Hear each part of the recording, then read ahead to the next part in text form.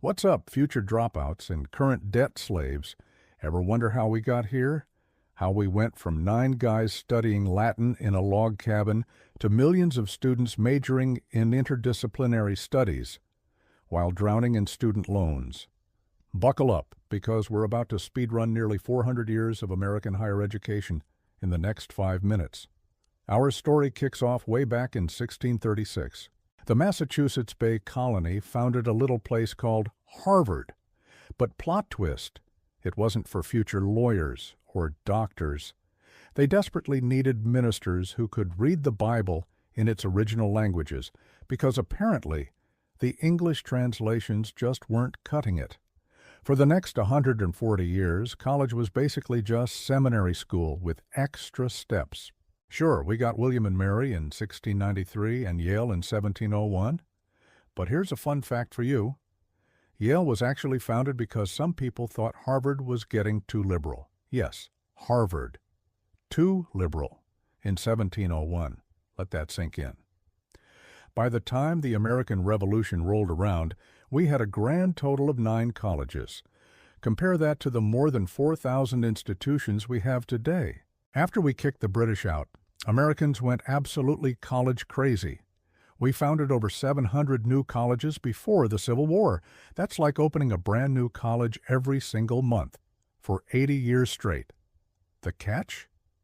Most of these places were tiny, perpetually broke, and honestly, kind of terrible. Think 4 professors and a cow. Then came the Civil War era, and everything changed faster than a freshman's major during orientation week. In 1862, Congress passed the Morrill Act. This was a huge deal. It basically said, hey, let's teach some practical stuff too.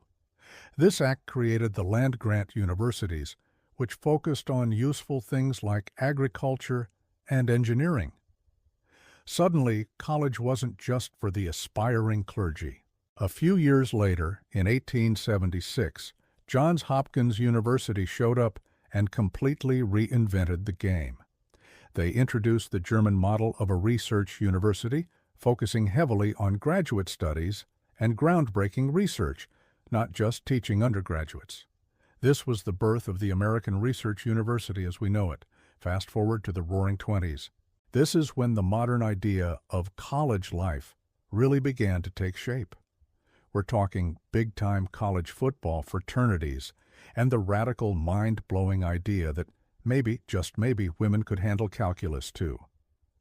But the single biggest game changer was still to come. That was the GI Bill of 1944. After World War II, millions of veterans flooded onto campuses, armed with government money to pay for their tuition. College enrollment absolutely exploded, going from about 1.5 million students before the war to over 20 million in the following decades. Higher education was no longer just for the elite, it was for the masses. The 1960s brought us the rise of massive state university systems like the University of California and SUNY systems, making college even more accessible. And that brings us more or less to today's complicated situation. Somewhere along the way, college became big business. We invented student loans, which turned education into a commodity you buy on credit. Society somehow convinced entire generations that a 4-year college degree was the one and only mandatory ticket to a successful life. The result? Since 1980, average college tuition has increased by a staggering 1,200%. Meanwhile, the average worker's wages, they've only gone up by about 300%. The math doesn't look great. On the bright side, we also diversified like crazy. Today, you can get a degree in literally anything, from traditional Chinese medicine to packaging science to, yes, puppetry arts. So there you have it. From 9 Puritan colleges training ministers to nearly 5,000 institutions training baristas with very expensive degrees in Renaissance art history. It's been a wild ride. But hey, at least we figured out how to make college basketball a billion-dollar industry. Thanks for watching.